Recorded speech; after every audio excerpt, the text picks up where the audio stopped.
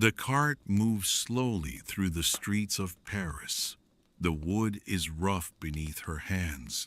Her wrists are tied behind her back. The rope burns her skin. Her white dress has turned gray from the dust of the road. Her hair has been cut. The white strands fall across her shoulders like snow on dead grass. 40,000 people line the streets. They have come to watch a queen die. She does not look at them. She looks at the sky. The sky is pale blue. A single cloud moves across the sun. The cloud is shaped like a hand, an open hand, a hand that is reaching for something or letting something go. The cell is cold. The walls are wet. Water drips from the ceiling. The sound is slow. One drop, then another, then another. The queen has been counting the drops for 3 days. She has counted 10,000 drops, maybe more. She has lost track. The cell is in the conciergerie. The prison sits on the Ile de la Cité, the same island where Notre Dame rises above the rooftops. The queen can hear the bells in the distance. The bells ring for the living. The bells do not ring for her. She sits on a wooden bench. The bench has no cushion. Her back hurts. Her neck hurts. Her head hurts. The pain is constant. The pain is her companion now, the only companion she has left. The guards took her son yesterday. The boy is 8 years old. His name is Louis Charles. He has blonde hair and blue eyes. He looks like his father. The guards told him his mother was going away. The boy cried. The queen heard his cries through the stone walls. She pressed her hand against the cold stone. She whispered his name. He could not hear her. Her daughter is in another prison. Marie Therese is 15 years old. She has her mother's face, the same chin, the same eyes, the same way of holding her head. The queen has not seen her daughter in 6 months. She does not know if her daughter is alive. She hopes her daughter is alive. She prays to a God she no longer believes in. The queen stands up from the bench. Her legs are weak. She has not eaten in 2 days. The guards bring bread sometimes. The bread is hard. The bread is black. The queen cannot swallow it. Her throat closes when she tries. She walks to the window. The window is small. Iron bars cover the opening. The glass is broken. Cold air comes through the cracks. The air smells of the river. The Seine is brown and slow. The queen watches a boat pass. The boat carries wood. The wood will become fire. The fire will warm someone's home. The queen will never be warm again. The date is the 16th of October, 1793. Marie Antoinette is 37 years old. She was born in Vienna. She was the 15th child of Empress Maria Theresa. She became Queen of France at 19. She reigned for 18 years. The people called her Madame Deficit. They said she was responsible for the nation's hunger. They said she told the poor to eat cake. She never said those words. The words were invented by her enemies. But the truth does not matter now. The truth died with the old France. She thinks about her wedding day. The year was 1770. She was 14 years old. She stood in a forest on the border between Austria and France. She took off her Austrian clothes. She put on French clothes. She became a stranger to her own past. Then she walked across a wooden bridge. The bridge had no railings. One wrong step, and she would have fallen into the river. She did not fall. She reached the other side. The French court was waiting. The French court was hungry for a young queen. The French court would eventually eat her alive. The cell door opens. A guard enters. His face is red from wine. His hands are thick. He carries a piece of bread. He throws the bread on the bench. The bread lands on the wood with a soft sound. The guard tells the queen to eat. The queen does not answer. The guard tells her she will need her strength for tomorrow. The queen asks, "What is happening tomorrow?" The guard laughs. He says she knows what is happening tomorrow. Everyone knows what is happening tomorrow. The guard leaves.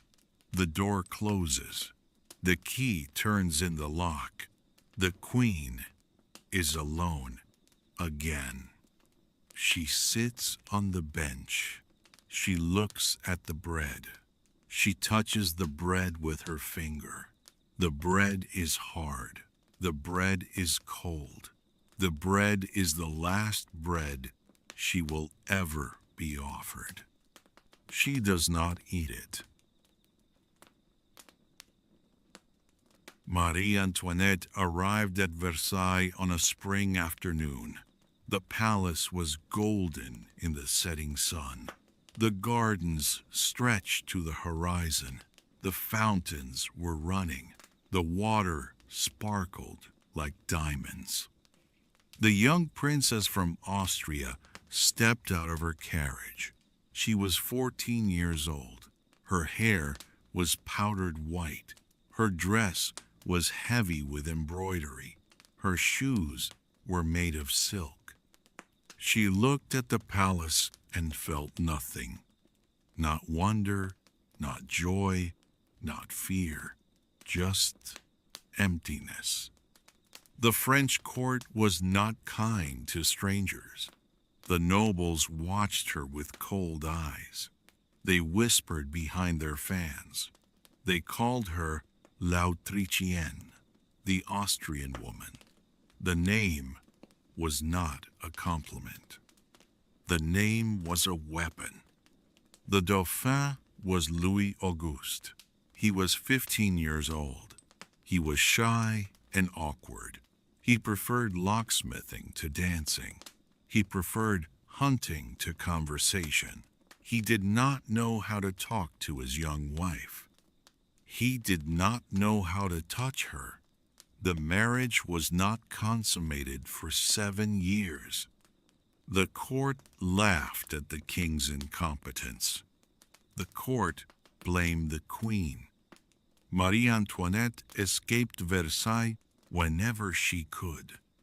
She went to the Petit Trianon, a small palace on the palace grounds. She planted gardens. She built a farmhouse. She milked cows in silk dresses. She pretended to be a peasant. The nobles laughed at her pretense. The common people did not laugh. The common people did not know about the Petit Trianon. They only knew that the queen was spending money they did not have. The queen's spending was not the problem. The problem was the system. The nobles paid no taxes. The clergy paid no taxes. The peasants paid everything. The king borrowed money to fight wars. The money went to American revolutionaries. The American revolutionaries won their freedom. The French treasury lost everything. The queen became the symbol of the nation's debt. Her portrait was burned in the streets. Her name was cursed in the markets. Her head appeared on posters with a rope around her neck. The revolution began in 1789. The Queen was 33 years old. The Bastille fell on July 14. The king asked his wife what was happening. The Queen told him it was a revolt. The king said, "No, it is a revolution." The royal family was forced to leave Versailles in October. The women of Paris marched to the palace. They carried pikes and knives in desperation. They broke through the gates.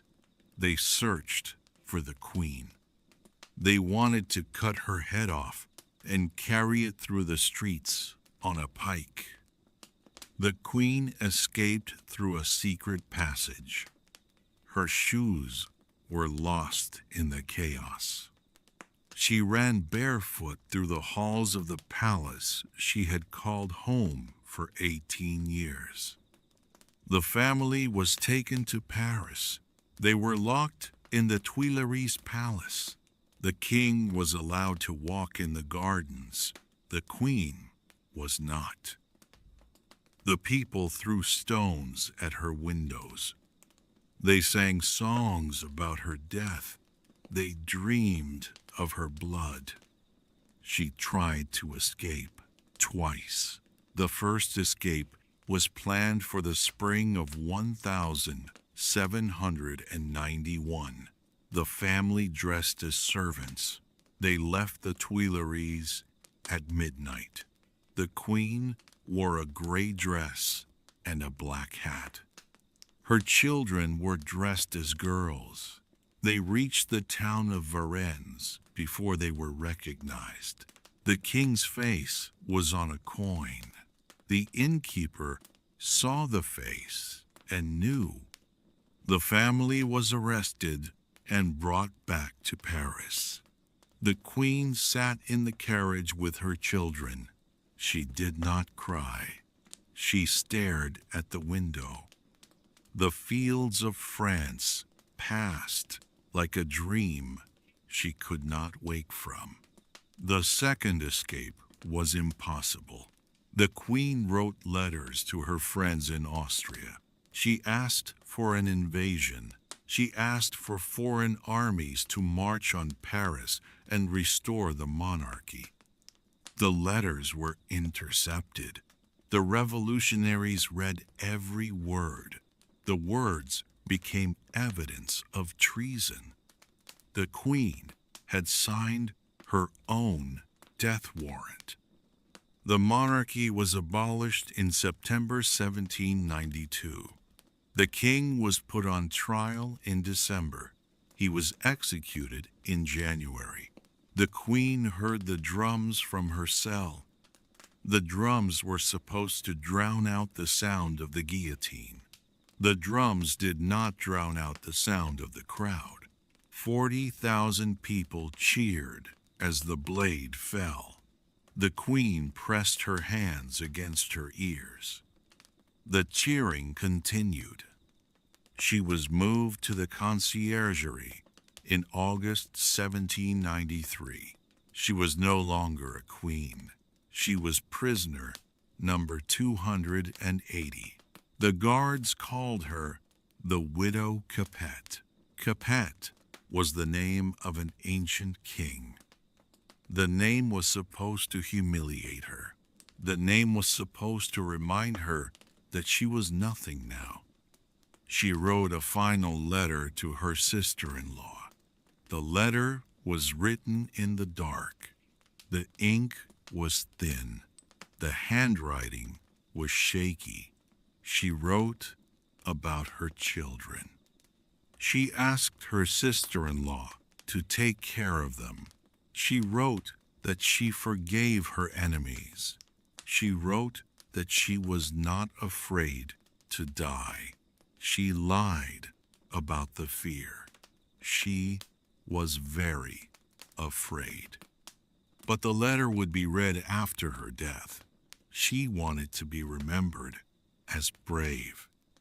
The letter never reached her sister-in-law. The revolutionaries took the letter from the guards. They kept it as evidence.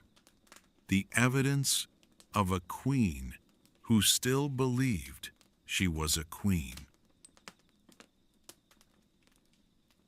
Maria Antonia Josefa Johanna was born on the 2nd of November 1755.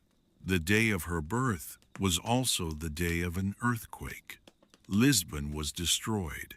10,000 people died. The empress looked at her newborn daughter and saw a sign of tragedy. She was right about the sign.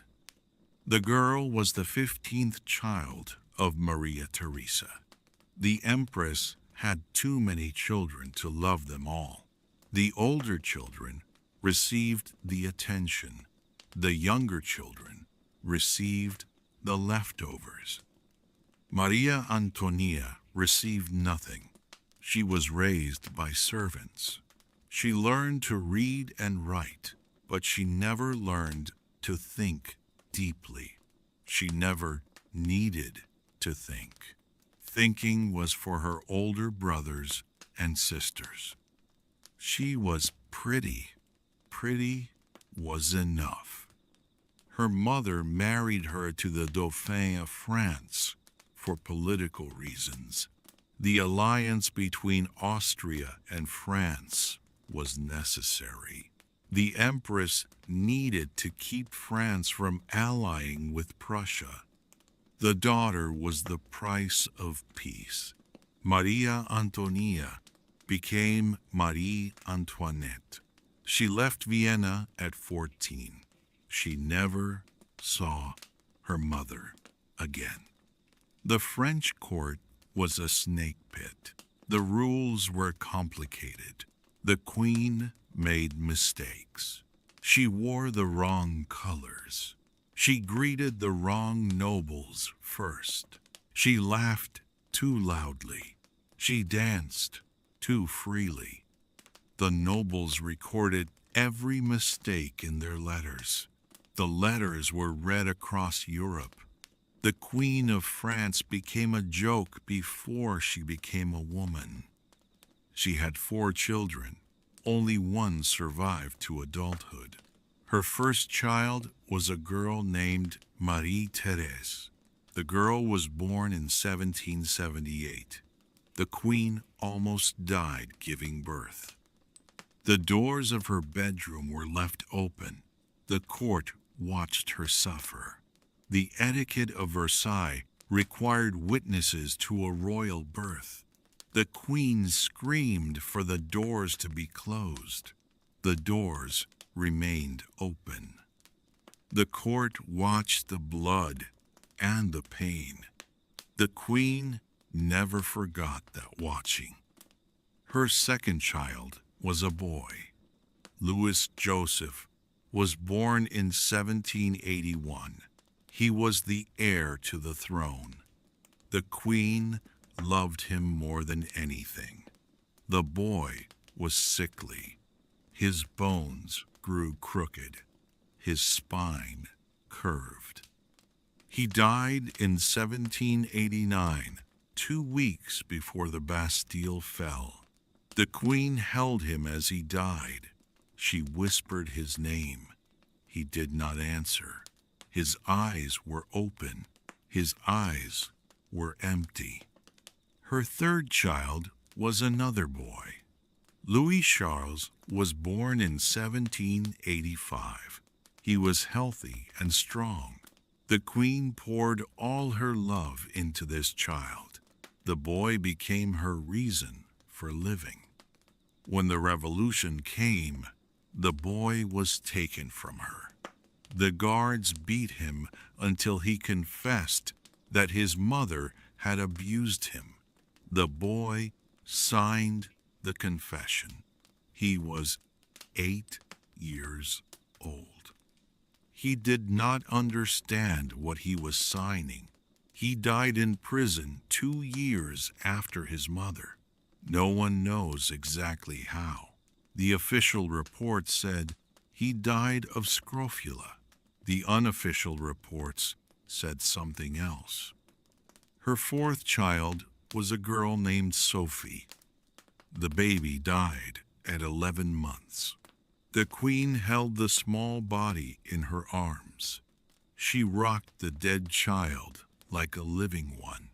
She sang a lullaby from Vienna. The servants heard the singing and wept. Marie Antoinette was not a bad mother. The history books say she was indifferent. The history books are wrong. She commissioned portraits of her children. She kept the portraits in her bedroom. She touched the faces of the paintings before she slept. She whispered good night to the painted children. The painted children could not hear her. The painted children never answered. Her real sin was not neglect. Her real sin was being foreign. The French people needed someone to blame for their hunger. The queen was an easy target. She spoke with an accent. She spent money on dresses and cards and parties. She built a village where she could pretend to be a milkmaid. The people who had no bread saw the queen playing peasant and felt rage. The rage grew for years. The rage became a storm. The storm swept away the monarchy. The storm swept away the queen. Not. The morning of October 16 begins with gray light. The sun does not rise. The sun hides behind clouds. The clouds are low and heavy. The queen watches the light change through her small window. The gray becomes silver. The silver becomes white. The white never becomes gold. The guards come at 7. 4 men enter the cell. They carry ropes and scissors. The queen knows what the scissors are for. She has seen drawings of condemned prisoners. Their hair is cut before execution. The hair is taken as a souvenir by the executioner. The guards cut her hair. The white strands fall to the floor. The queen closes her eyes. She feels the scissors against her neck. The blades are cold. The sound of cutting is soft, like paper tearing. 2. Like leaves falling in autumn. One of the guards ties her hands behind her back. The rope is rough. The rope is tight. The queen asks him to loosen the rope. The guard does not answer. He pulls the rope tighter. Her wrists begin to bleed. She is given a gray dress. The dress once belonged to a servant. The fabric is thin. The queen puts on the dress. The dress smells of sweat and smoke. She looks at herself in a piece of broken mirror. The woman in the mirror is not the Queen of France. The woman in the mirror is an old peasant. Her face is hollow.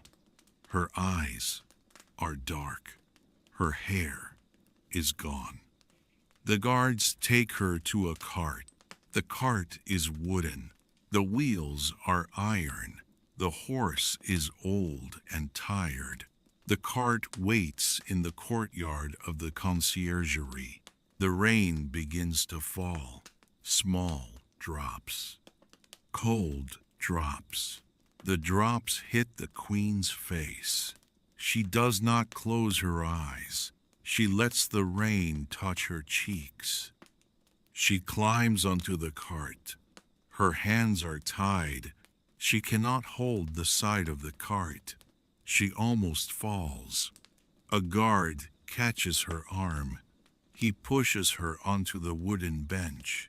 She sits in silence. The rain falls harder. The cart begins to move. The wheels turn. The horse walks. The queen looks at the streets of Paris. The streets are empty, except for the crowds. The crowds are thick. 40,000 people line the route. They have been waiting since dawn. They have brought their children. They have brought their dogs. They have brought bread and wine for the long wait. The cart passes the Palais Royal. The queen went there as a young woman. She watched the operas and the plays. She laughed with her friends. She danced until the morning. The Palais Royal is dark now. The windows are closed. The doors are locked. The building does not want to see what is passing. The cart passes the Tuileries Palace. The queen lived there after Versailles. She walked in the gardens with her children. She watched her son chase butterflies. The gardens are empty now. The grass is dead. The trees are bare. The crowd begins to shout. The shouts are not friendly. The shouts are insults. The people call her names. Austrian whore, Madame de Fissy, the woman who ate cake while France starved. The queen does not respond. She does not look at the shouting faces. She looks at the sky. The sky is gray. The clouds are moving. The rain is falling. The queen watches a bird fly above the rooftops. The bird is small and brown. The bird does not care about queens or revolutions or guillotines. The bird is going somewhere. The bird has a destination. The queen wishes she were the bird. The cart turns onto the Rue Saint-Honoré. The Place de la Révolution is ahead. The guillotine stands in the center of the square. The blade is raised. The basket is ready. The executioner waits beside the machine. His name is Charles-Henri Sanson. He has executed the king. He will execute the queen. He does not feel anything about either execution. He is a professional. He does his job. The cart stops at the foot of the scaffold. The queen looks at the guillotine. The wood is red. The metal is dark. The blade is catching the rain. Water drips from the edge. The queen thinks about the drops in her cell, the drops that kept her company for 3 days. One drop, then another, then another. Now the drops are falling from the blade that will end her life. The loop is closing. The rain connects the past to the present, the cell to the scaffold, the counting to the silence. The queen hears the water. The water is everywhere, on her face, on her dress, on the wood, on the blade. The water is the only thing that has stayed the same. The queen climbs the steps of the scaffold alone. Her hands are still tied. The guards stay behind. This is her walk, her final walk. 9 steps, wooden steps. The wood is wet from the rain. Her silk shoes slip on the wet planks. She almost falls. She catches herself. She continues climbing. The crowd falls silent. 40,000 people stop shouting. The silence is deeper than the queen has ever heard, deeper than the silence of her cell, deeper than the silence of the grave. The rain fills the silence. The rain is the only sound. She reaches the top of the scaffold. The executioner stands beside the wooden board. The board has a hole for the neck. The hole is worn from use. Hundreds of necks have rested in that hole. Hundreds of heads have fallen into the basket. The queen looks at the executioner. His face is calm. His hands are steady. He has done this many times. He will do it many times again. The queen asks him for a favor. She asks him not to tie her hands. She has heard that the condemned are allowed to keep their hands free. The executioner shakes his head. The rope must stay. It is the law. The queen nods. She does not argue. Arguing will not change anything. The law is the law. The rope is the rope. Her hands will stay tied. She looks at the crowd. The faces are blurred by the rain.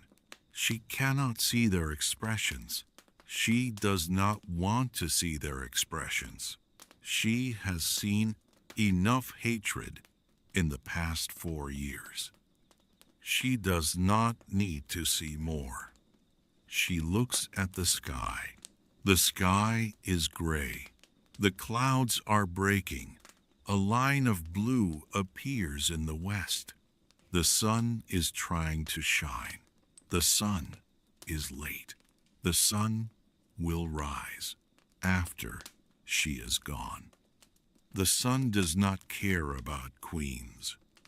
She thinks about her children. Marie Therese in her prison. Louis Charles in his cell. The children she will never see again. The children who will grow up without a mother. The children who will be told lies about her. The children who will never know the truth. She thinks about her husband, Louis XVI, the shy boy who preferred locks to love, the king who could not save his kingdom, the man who died for the sins of his ancestors. She hopes he is somewhere. She hopes he is waiting for her. She hopes death is not the end. She thinks about her mother, Maria Theresa, the empress who sent her daughter to France like a shipment of goods, the mother who never visited, the mother who wrote letters full of criticism and advice. The queen wishes her mother could see her now. The queen wishes her mother could see the scaffold. She thinks about the rain. The rain has been falling since the morning. The rain will continue falling after she is gone. The rain will wash her blood from the stones. The rain will erase the evidence of her death. The rain will make everything clean again. The executioner leads her to the board. She kneels on the wood. Her knees are wet. The rain soaks through the thin fabric of her gray dress. She puts her neck in the hole. The wood is rough against her skin. The wood smells of blood, the blood of others, the blood that has been washed away by rain, the blood that always returns. She closes her eyes. The crowd is silent. The rain is falling. The executioner pulls the rope. The blade falls. The sound is a sound the queen has never heard before. A sound of metal meeting wood. A sound of metal meeting flesh. A sound of metal meeting bone. The sound lasts less than a second. But the queen hears it forever. The executioner holds her head by the hair. He shows the head to the crowd. The head is pale. The eyes are closed. The lips are slightly parted. The face is peaceful. The face looks like a face that has seen something beautiful, something beyond the rain, something beyond the scaffold. The crowd cheers. 40,000 voices rise into the gray sky. The cheers are loud. The cheers are joyful. The queen is dead. The revolution is safe. The people have won. The rain continues falling. The queen's body is placed in a basket. The basket is taken to a cemetery. The cemetery is behind the Church of the Madeleine. The grave is unmarked. The earth is quicklime. Hada. The quicklime will dissolve the flesh. The bones will become dust. The dust will become earth. The earth will become grass. The grass will become flowers. The flowers will be picked by children who do not know whose bones are beneath their feet. 22 years later, the Bourbon monarchy will be restored. Louis XVIII will search for the queen's remains. He will find nothing. The quicklime has done its work. The grave is empty. The queen is gone. But the people of Paris remember the rain. The rain on that October morning. The rain that fell on the cart. The rain that fell on the scaffold. The rain that fell on the queen's face. The rain that washed everything clean. And the queen? The queen is somewhere else, in the sky, in the clouds, in the rain, in the silence that follows the storm. She is not looking at the crowd. She is not looking at the scaffold. She is looking at the sky. She has always been looking at the sky, from her cell window, from the cart, from the scaffold. The sky does not judge. The sky does not hate. The sky does not care about queens or revolutions or the opinions of crowds. The sky is just the sky. Blue above the clouds, blue above the rain, blue above the pain. The queen sees the blue, and she smiles. Not because she is happy, not because she is free, not because death is a release. She smiles because the sky is beautiful. The sky has always been beautiful. She never noticed before. She was too busy being a queen, too busy being hated, too busy being afraid. Now she is none of those things. Now she is just a woman in the rain, looking up, seeing blue. Good night.